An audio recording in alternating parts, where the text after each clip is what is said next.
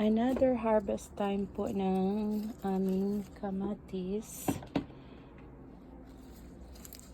Malamig na kaya kailangan i-harvest na. Dami ko nang naiipon. Kaso hindi ko pwedeng kumain kasi sumasakit yung tiyan ko. So baka i-freezer ko lang muna ito. Hindi rin kasi kumakain ng kamatis si Mouse.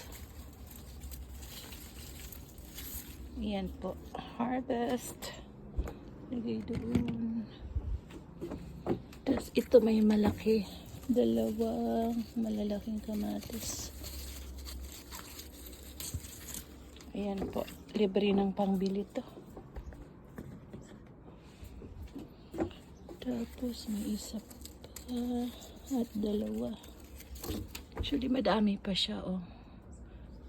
Dami ang lalaki ng kamatis.